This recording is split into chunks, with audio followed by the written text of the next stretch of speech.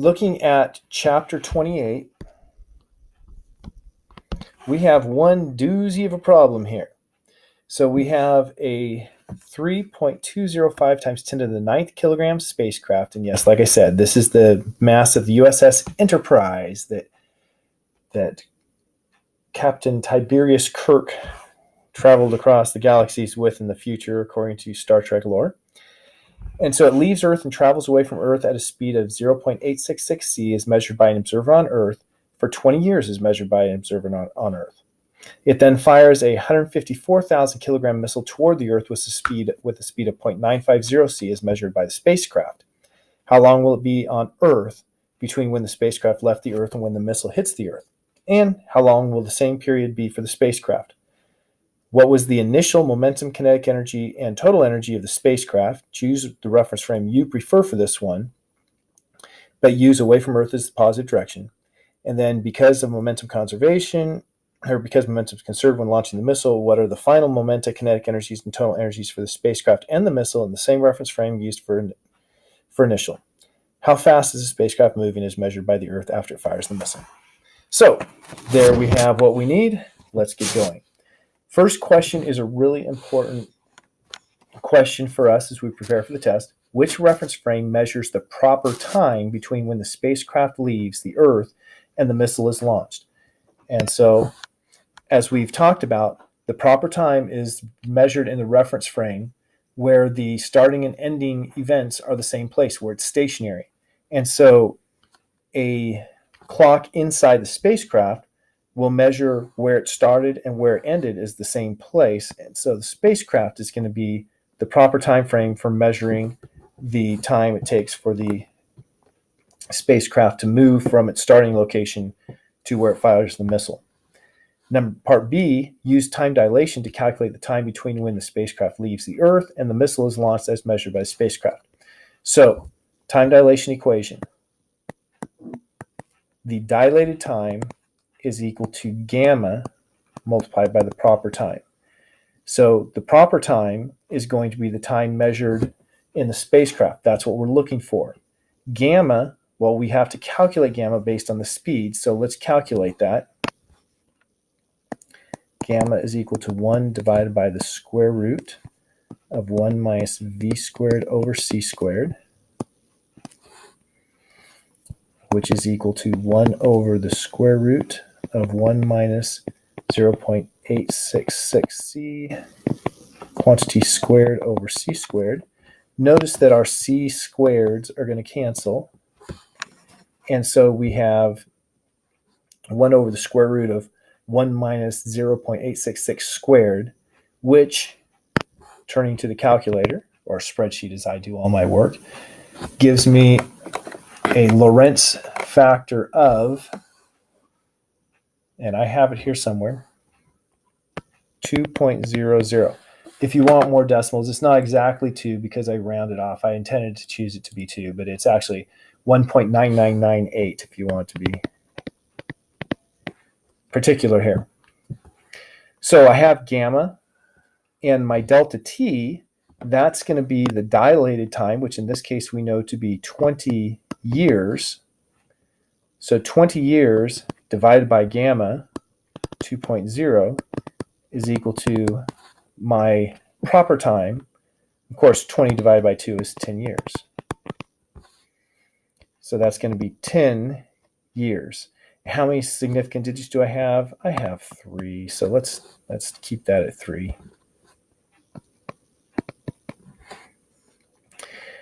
Okay, which reference frame measures the proper distance between the Earth and the point where the spacecraft fires?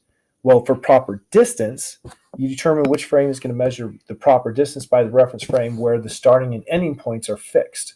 So the object, which in this case the object is the starting point to the ending point, is not moving.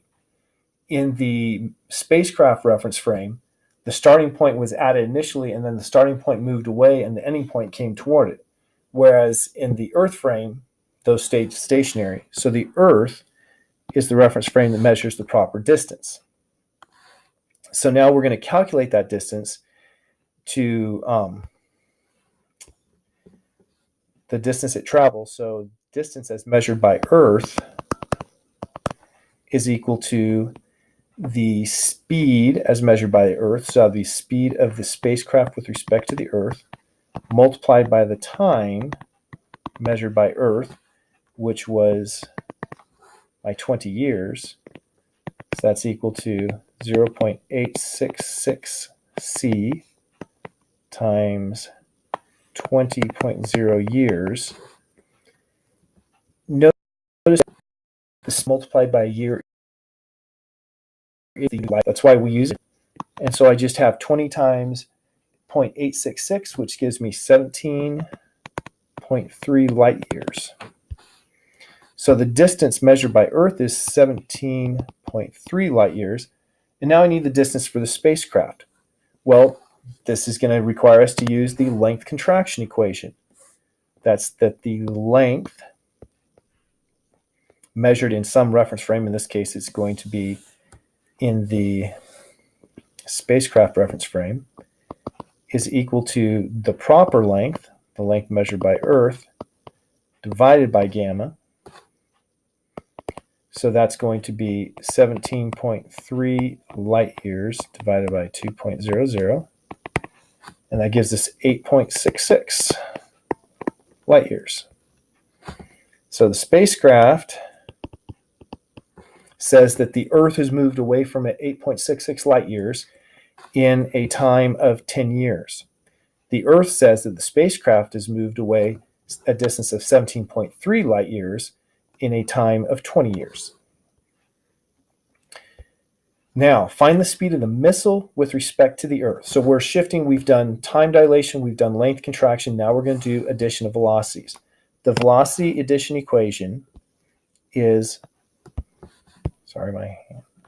the velocity of the missile with respect to the Earth is equal to velocity missile something plus velocity something Earth divided by 1 plus the product of those two velocities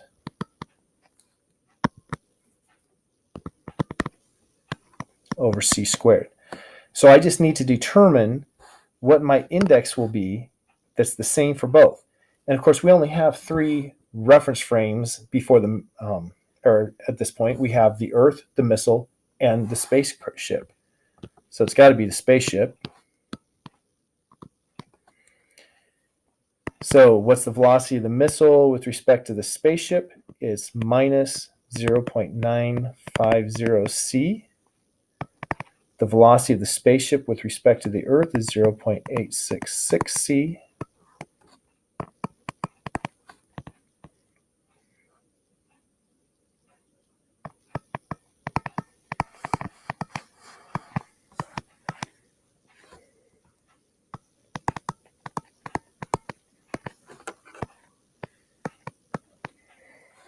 And yeah, for a minute there I was worried that I had my signs wrong, but I'm good. So if you multiply that through, assuming that I did all of my math right, that gives me minus 0.474 c.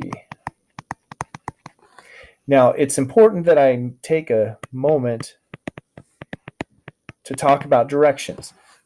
The instruction said to use away from the Earth is positive. So that's why the speed of the spacecraft with respect to the Earth was a positive number. The velocity of the missile with respect to the spacecraft was negative because it was going toward Earth instead of away from Earth. So that's why I had a negative for the velocity of the missile with respect to the spacecraft, but a positive for the velocity of the spacecraft with respect to the Earth. Now that I have that speed, it says calculate the time measured by Earth for the missile to return to the Earth. So just like I did before, the time, I called it time subscript to Earth, is going to be the distance divided by the speed. So the distance Earth divided by the speed of the missile with respect to Earth. Now, of course, distance I have is a positive number. The speed I have is a negative number. We know that the distance is going to be the same direction as the speed, so I don't need to worry about these, but one's negative, one's positive. I'll just put absolute value signs so we don't get freaked out by the numbers. So my distance for the Earth was 17.3 0.32 light years. That's still the same distance. And the velocity is what we just found, the 0.474 c. Now remember, a light year is speed of light times a year.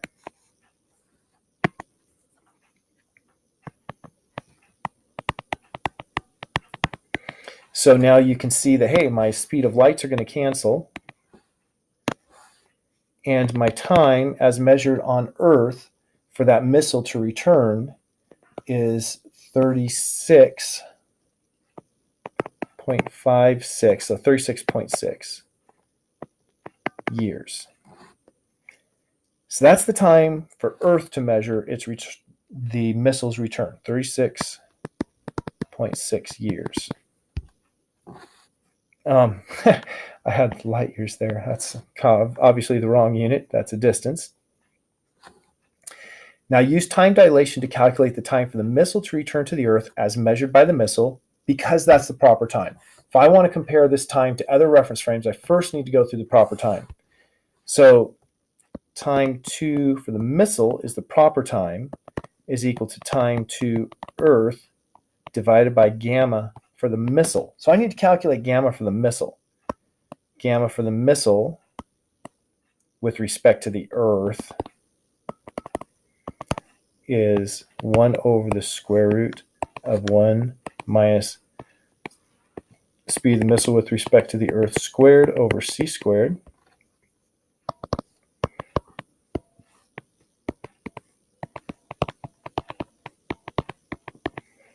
I know technically there's a minus sign inside that parenthesis. Since it's squared, that minus sign doesn't matter. My c's are going to cancel. You see, there's a lot of canceling in this work. And so when I do that calculation, I have 1.14 is the gamma for the missile with respect to the Earth. So now that I found that, I'm going to have time to Earth, 36, and it's actually 0.56 years, divided by 1.12, or 14, excuse me, 1.14.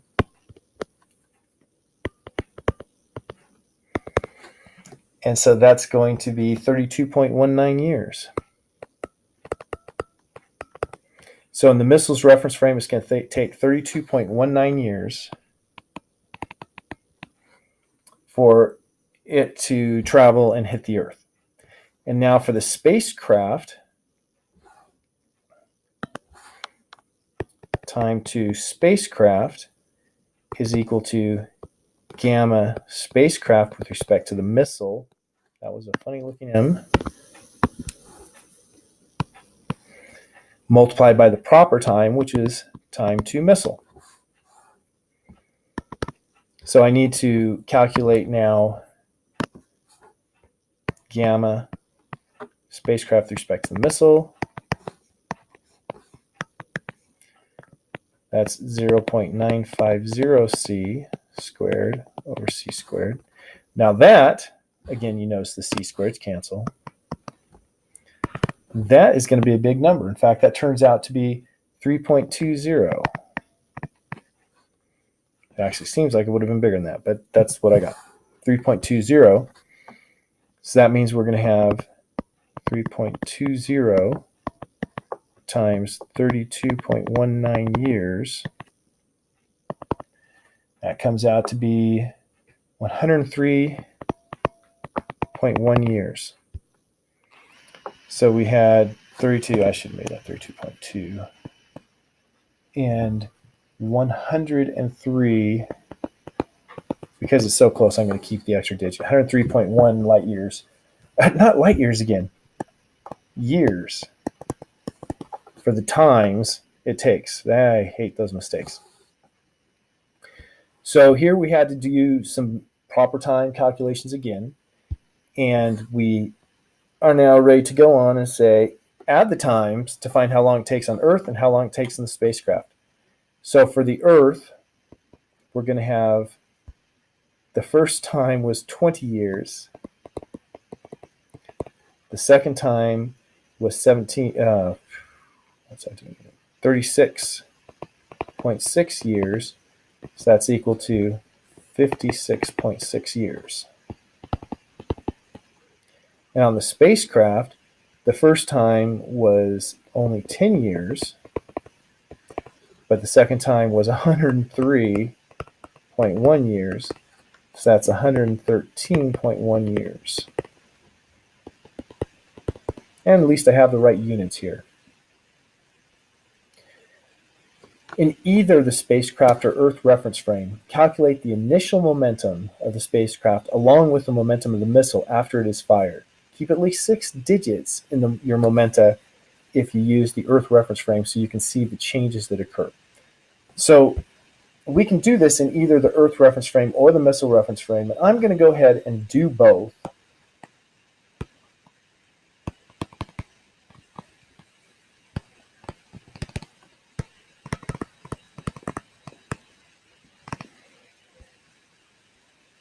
So momentum of the ship initial is equal to gamma for the ship with respect to the Earth times the mass of the ship times the speed of the ship. So we've already calculated that gamma. That was our first gamma that we calculated, which was 2. So that's 2.00. Multiply that by the mass of the ship. This enormous number of 3.205 times 10 to the 9 kilograms.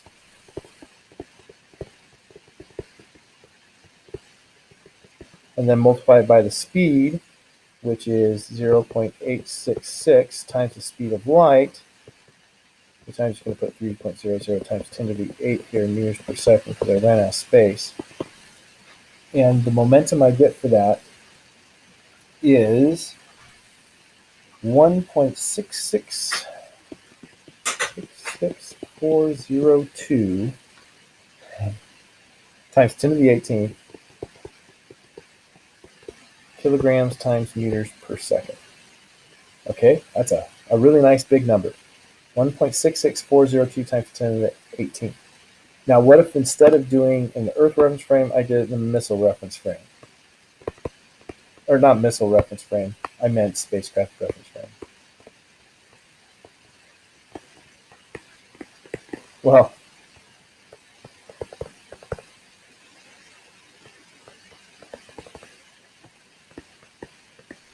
in the spacecraft reference frame, its speed is 0. That's 0. That's a trivial calculation. So you could choose either one. And so I am going to put the one that is non-trivial, the one on Earth, just so I have numbers to compare. 1.66402 times 10 to the 18.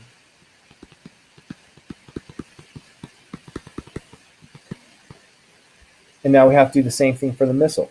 Well, initially, the missile was at rest with respect to the spacecraft.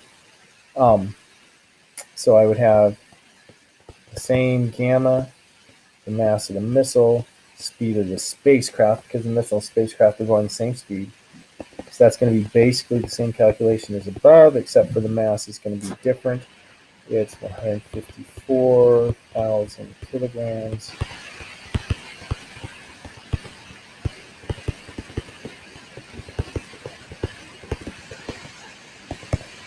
And that is 7.99560 times 10 to the 13th kilogram meters per second, or in the reference frame,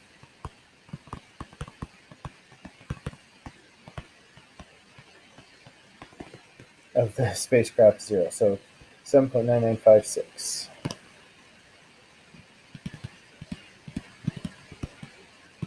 Times 10 to the 13th kilogram meters per second.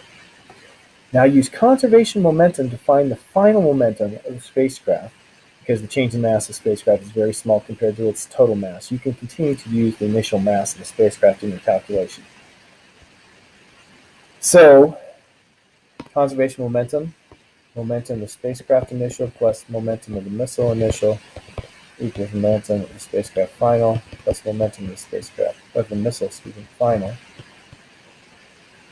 So in the Earth reference frame, I have these that I've already calculated, and I have not yet calculated this one. I'm going to calculate this one and then calculate that. So momentum of spacecraft final will be equal to momentum of spacecraft initial plus momentum of the missile initial minus final.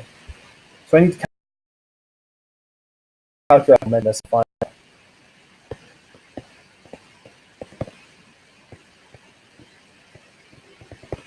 Notice now it's gamma missile Earth, mass of the missile, the speed of the missile with respect to the Earth.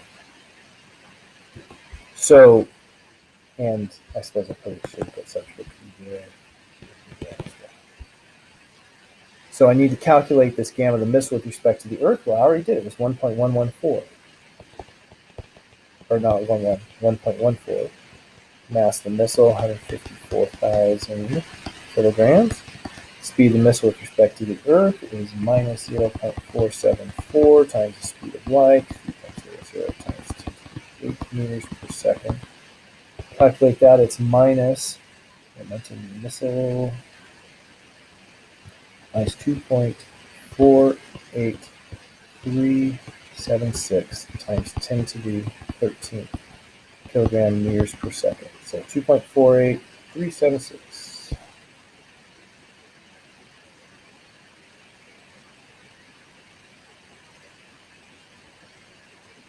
Oh, yeah, that's what I was actually supposed to put here. Minus 2, okay, I got a 2.48376 times 10 to the 13th. Yeah, because the momentum initial, that was the spacecraft and the initial and the missile combined, actually. So this here was rather a waste of time, since the missile was included with the mass of the spacecraft there. Okay, so I have the momentum of the missile final. So momentum of the spacecraft final is equal to momentum of spacecraft initial, which is 1.66402 times 10 to the 18th kilogram meters per second, minus 2.48376 times 10 to the 13th kilogram meters per second, equals 1.66412 times 10 to the 18th kilogram meters per second. Whew. Notice the difference. It's not huge. It went up.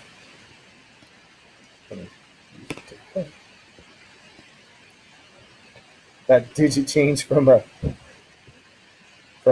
0 to a 1 when I did my calculation. That's not a huge change. Something makes me nervous. Oh, yeah.